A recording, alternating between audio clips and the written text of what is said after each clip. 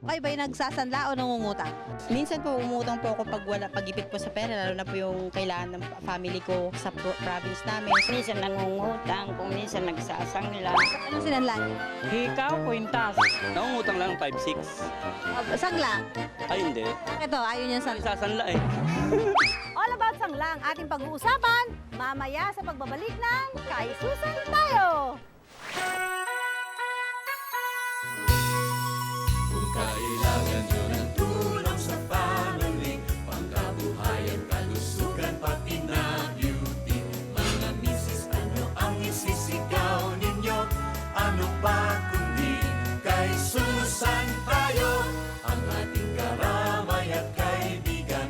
Always ready na pagkadaling lapitan. Everybody, ano ang isisigaw ninyo? Ano pa kundi kay Susan tayo, kay Susan tayo, kay Susan tayo,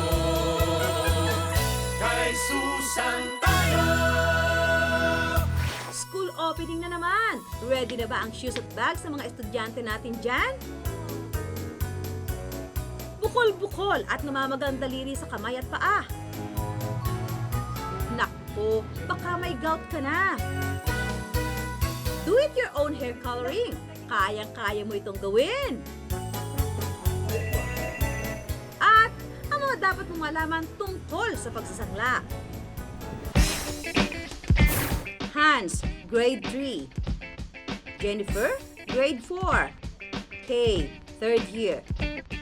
Kevin, 4th year. Ilang tulog na lang, pasukan na naman. Kumpleto na ba ang mga gamit niya pang eskwela?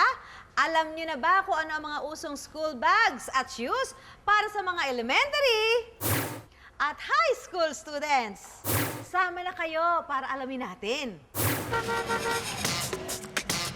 Dito sa GB House sa Marikina, let's check out the latest pagdating sa school shoes. And when we say school shoes, remember, it's gotta be leather. Talagang ganito ang sapatos mo? Opo. Walang sintas. Walang sintas. Bakit mas gusto mo walang sintas? Para hindi na nagtatag, ano, para suot lang, ano. Dati ganito lang ang sapatos mo. Mas komportable ka dito. Para ka-attend sa kasal, ha? Ikaw, sa kanya, anong size ba? Anong size ka? 8 po. 8 siya. O, ikaw, 8 ka rin, di ba? 3. Sabi ko lang, joke. Ang pinaka-uso talagang style para sa panlalaki na leather shoes is yung merong strap kaya may velcro kasi yun yung pinaka-madaling suot tsaka madali siyang mag-adjust sa size ng paa ng bata kahit payat siya o kaya mataba. Astig! Swak naman daw sa high school boys ang easy-to-wear slip-ons. Tamang-tamang pang uniform. Mas mabilis ka pang makaka-perform.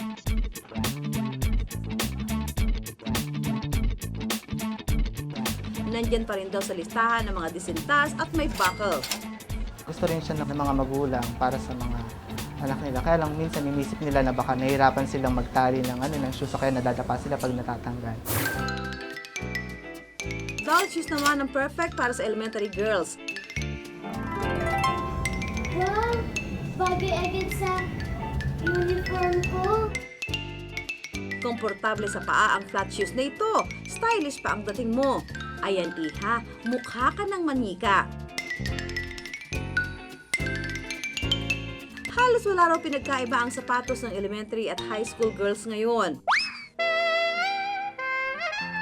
Aking prinsesa, subukan mo ito sa iyong mga paa. Tarang! Kung feel nyo ang inyong pagdadalaga, sapatos na semi-wedge ang inyong hilingin. Na shoes, yung takong niya, medyo mataas siya ng konti kaysa din sa mga flat. Shoes Mariosep, higanting sapatos! Aba, mukhang ready na nga kayo sa pagpasok sa eskwela. Kulang na lang ang bags nyo.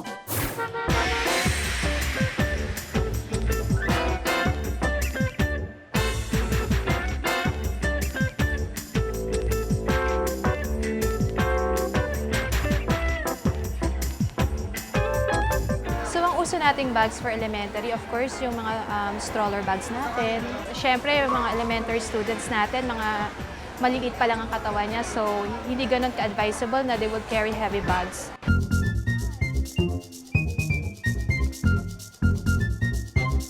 Stroller upright, stroller box type. Choose what you want. Stroll how you want.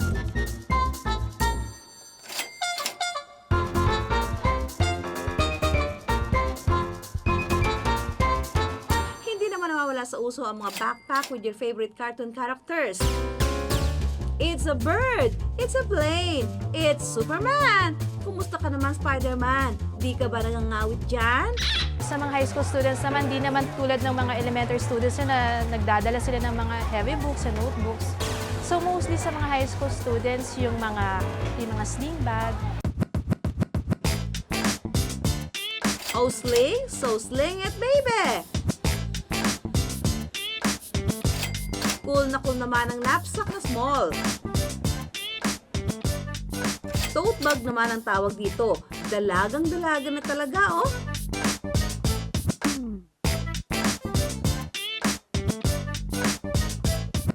Macho guwapito raw ako. Eh kasi naman, pogi points mo ang body bag mo. Dapat natin isang alang-alang yung hindi dapat mabibigatan yung mga estudyante sa pagbubuhat, kaya meron tayong mga trolley bags. And syempre, of course, yung quality ng item, so dapat hindi siya dapat nasisira agad. And yung features ng items, like kung marami ba siyang compartment, of course, number 1 ang quality talaga, kung matibay ba talaga pag binuhat ng mga bata. So kids, ready na ba kayo sa pagdating ng Hunyo? Ihanda na ang mga armas nyo. School shoes and bags to the rescue. Kay Susan tayo! Susunod, bago pumunta sa sanglaan, mayroon kang dapat malaman. Tok, tok, tok! May kakatok! 1,000,000 saya! 1,000,000 pakwela na siguradong patok na patok! Dala ng nag-iisang Paolo Bediones at ng Sex Bomb. Isang katok lang, pwede kang maging milyonaryo. Kaya papasukin ang swerte!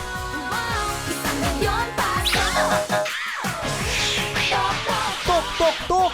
Kakatok na ngayong linggo-bingo pagkatapos ng mga kwento ni Lola Basyang dito lang sa GMA. Kay Susan tayo!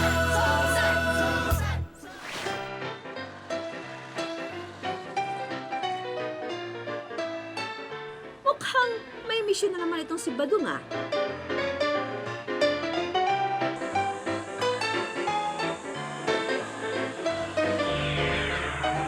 Will you marry me? Oh, sure daw. Ayun, may plano na namang nabubuo sa isipan ng ating bida. Ang tanong eh, may datong ka ba?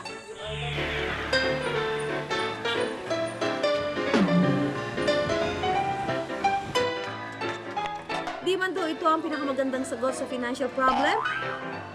Maraming Pinoy na rin ang humihingi ng saklolo sa sanglaan. Kaya naman as early as now, makabubuting alamin natin ang mga dapat tandaan sa paghanap ng sanglaang mapagkakatiwalaan. Mare, meron kang bisita. Sa panahon ngayon, halos lahat ng araw ng mga bagay ay maaaring isanla. Sandali, picture lang. Bukod sa alahas, ang appliances, video cam, cellphones, camera, iPads, at maging mga magic sing ay tinatanggap na sa sanglaan.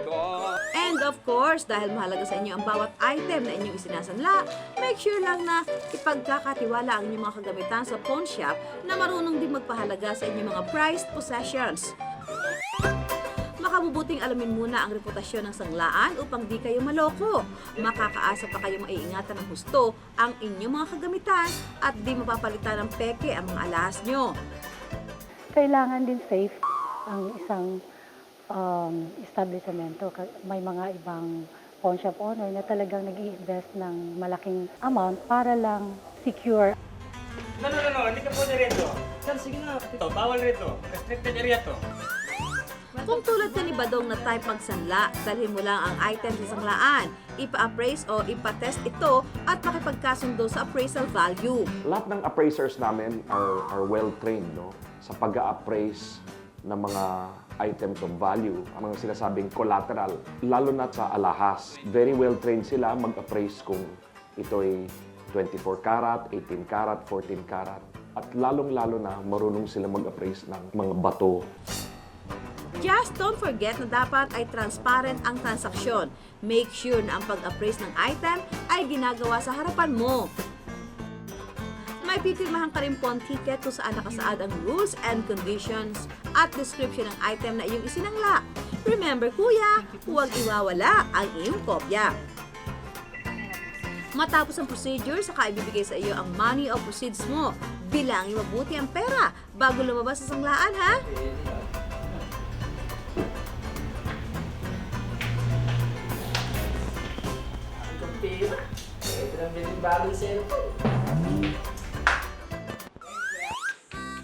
Ang iyong isinadla ay nakakontrata sa loob ng 4 na buwan.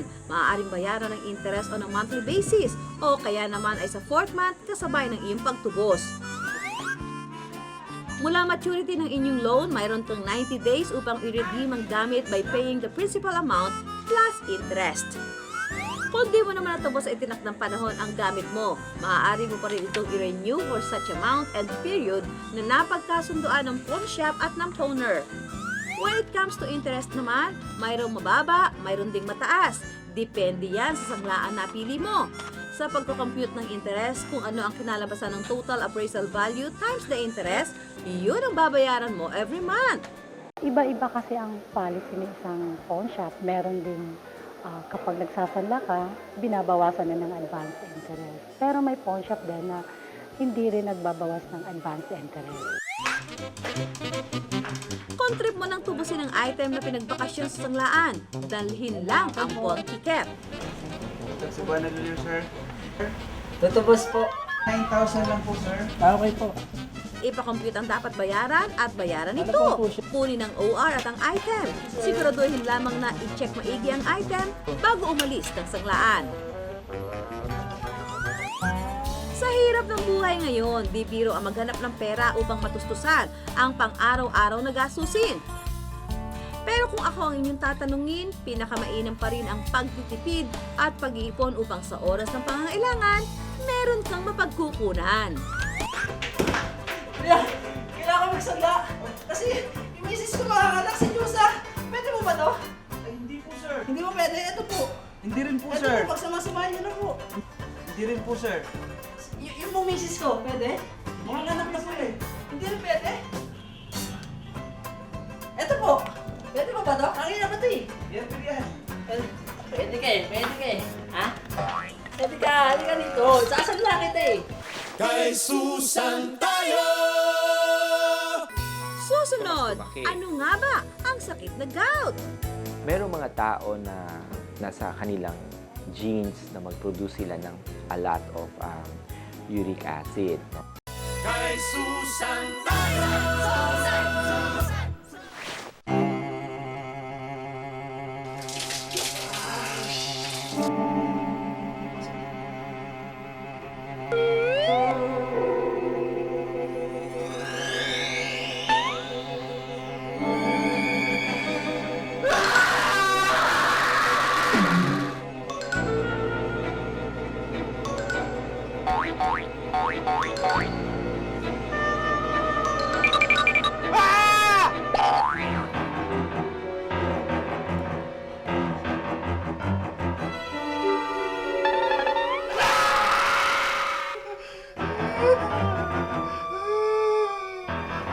Paano ko sa inyo ang kamay at paang ito?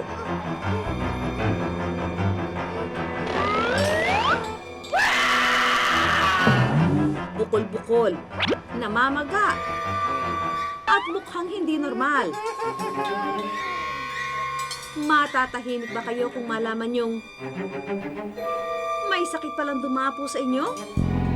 Para hindi kayo multuhin ng ganito, panoorin nyo ang kwentong ito.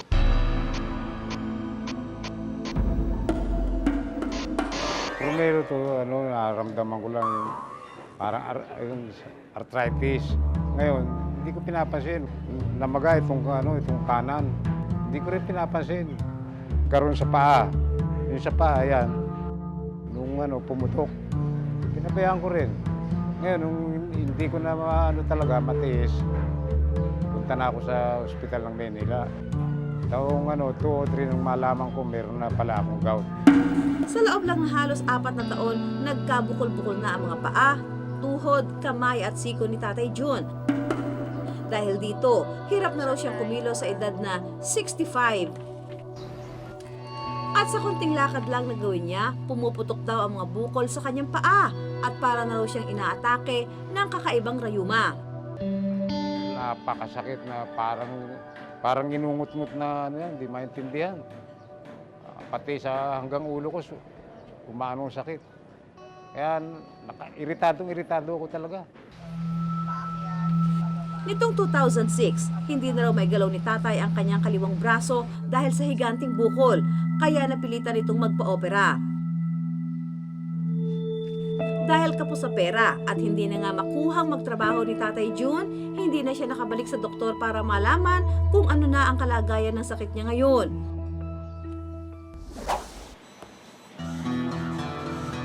Sa tulong ni Doc Oye Balburian, isang internal medicine doctor, ipinakonsulta namin muli si Tatay Jun.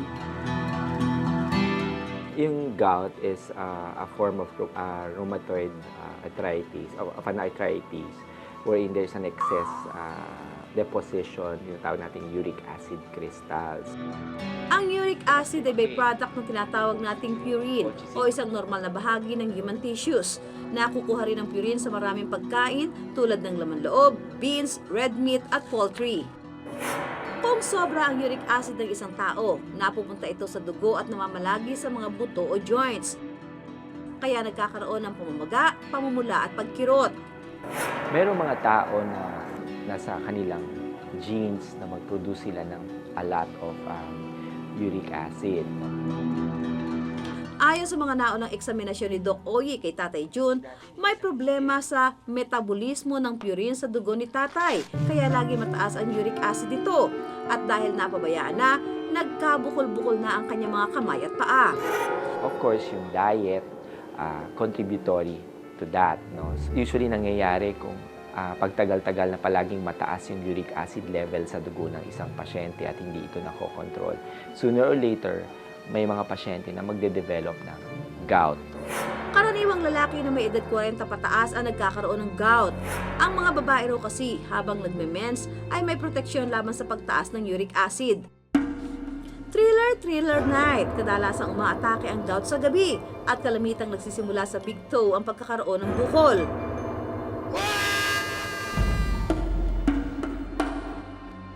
Hey yo mga tumador! Alam niyo bang nakapagpapalala ng acute gouty attack ang pag-inom ng beer? Beer kasi is made up of malt. So in the end, it will again produce uric acid. Hindi naman daw nakakahawa ang gout at lalong hindi nakamamatay. Treatable naman ito, kaya lang pag napabayaan, nakakakos ng pagkasira ng joint mismo. Para maiwasan ang kinatatakutang sakit na ito, ugaliing magpa-regular check-up para ma-monitor ang inyong uric acid. Don't eat too much high purine foods. Mas okay ang mga pagkain mababa sa purine tulad ng bread at cheese. Pero sa tulad daw ni Tatay Jun na nasa stage na ng tophaceous gout o yung marami ng tophi o bukol sa katawan, ang tanging magagawa na lamang daw ay kontrolin na wag nang madagdagan pa ang mga sagabal na bukol. Kahit patanggal po natin, darating ang panahon, babalik din po siya. Hindi na ako nagbabaka sakali. Binibigay ko na sa itaas yung... Kasi siya naman nagpahirap sa atin ang buhay, di ba? Bago pa kayo magaya sa kamay at paa ng iba, puputulin ko na kayo! Pare, gulos dili ka.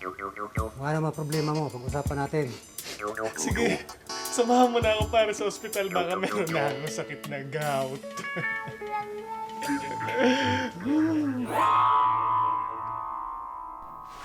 Kay Susan tayo! Susunod, hair coloring sa bahay. Kaya-kaya mo to, Day! We love it! Kay Susan tayo! I like it pink. How about bloody red? I like it deep red. Ang dalawang binibining ito, ang common denominator, hair color. Si Maan, your typical girl next door, mahilig sa uso, kaya she's always on the lookout for the latest trend. medyo boring na raw ang kanyang hair color. Gusto niyang maiba naman. Parang gusto ko din itry kung ano yung feeling. Kasi yung mga friends ko gusto nilang mag-color din ng hair. So parang, sige, try din natin kung maging maganda siya. Virgin hair daw ang taymaan at never pa siyang nag-try magpakulay. But now, ready na siya for a drastic change. Ito namang si Tess. Look at her hair. Very colorful na sa dami ng mga iba't ibang kulay na nagdaan na. Pag nagkukulay ako ng buhok, iba-iba. Minsan nagkulay ako ng minsan, naging red. Ang pangit. Tapos, sinampang kulay ng black. Kasi can't afford ko magpa-parlor. Kaya ako na lang mag-isa.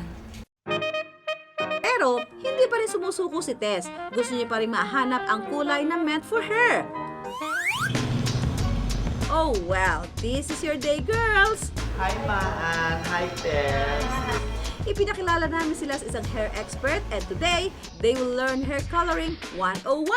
Kinukulayan yung buhok, lalong-lalo na yung mga white hair, yung may mga taong may mga white hair, o yung mga gustong mag-change ng natural color nila. Unang tip ni George, piliin ang tamang hair color for you. Yung hiyang sayo at safe sa tingin mo. May isang brand na nabibili na vegetable ang pangkulay na ito. Parang vegetable ang ginagamit sa kanya or herbal. Wala siyang masyadong peroxide. Mga hair color na 6% below ang peroxide content daw ang piliin dahil hindi ito matapang at hindi masusunog ang buhok. Sa pagpili rin ng tamang hair color, consider your complexion. Kung masyado tayong morena, wag masyadong light ang dapat piliin natin. Kasi pag medyo dark yung skin natin at light yung color ng hair natin, nagmumukha tayong parang sira ang buhok talaga. Kung maputi ka, kahit ano raw ay pwede, pero wag pa rin very light. Kapag magkukulay na, don't forget to wrap dark towel around you para hindi mamantsahan ang suot mo. Kung walang mga ganito, siguro yung mga sirang tuwalya, yung mga gamit, or mga tela, or mga kurtina, tela, tapete, na hindi na nagagamit. Kakailanganin mo ng brush at lalagyan para dito imi-mix ang hair color. Dahil natutunan ko na ang tamang pagkukulay ng buhok, itatry ko na ngayon. Siyempre, ako din. Yung shampoo, hindi siya pwedeng 2-in-1. Para yung ilalagay yung chemicals, ma-absorb niya yon. Bago magsimula, basahin ng maigi ang instruction na nakalagay sa pakete ng pangkulay mo. Alisin ang mga alahas at burloloy sa katawan. And don't forget to do skin test. Kasi hindi naman lahat ng tao pwedeng magkulay ng buhok. Meron dyan na may allergy sila sa mga pangkulay. Ang nagiging dahilan daw ng allergy ay ang mataas na peroxide at ammonia content ng pangkulay na maaaring dumikit sa anit. Kailangan mo ng katulong. Call a friend! Maglagay ng guantes para hindi madumihan ang mga kamay. Mix the color, hawiin ang buhok, and then start na! Color, color, color! Starting from the nape, stroke it from roots to tips. And after 45 minutes,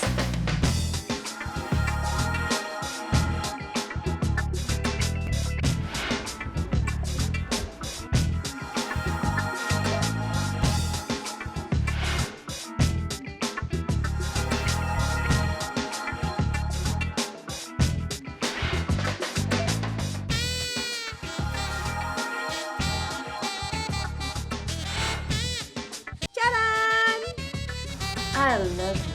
I love it. We love it. Kay Susan tayo! Tuk tuk tuk, may kakatok! 1,000,000 saya, 1,000,000 pakwela na siguradong patok na patok. Dala ng nag-iisang Paolo Bediones at ng Sex Bomb. Isang katok lang, pwede kang maging milyonaryo. Kaya papasukin ang swerte.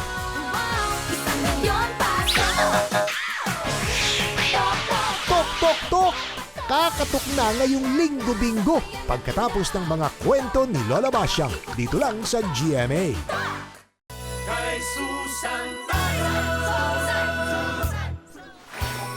Mga kapuso, buwan na naman ang Hunyo. At ano pa ba ang uso sa buwang ito? Ano pa? Di kasalan? Kaya sa susunod na linggo, may kasalang special tayo. Paano ba paghahandaan ng kasal? Alam niyo ba kung ano ang wedding etiquette? Kailan at paano niyo pag-uusapan ng inyong partner ang tungkol sa sex? At alamin niyo rin ang latest bridal trends. Abangan niyo yan sa susunod na linggo, dito lang sa Kay Susan Tayo! Mga kapuso, kita-kita ulit tayo sa susunod na linggo para sa mga kwentong hitik sa kaalaman, nakalilibang at kapaki-pakinabang. Ako po si Susan Enriquez, ang kumari nyo. Tandaan, bu-beauty ang buhay nyo dahil tuwing linggo, Kay Susan Tayo! Kay Susan tayo.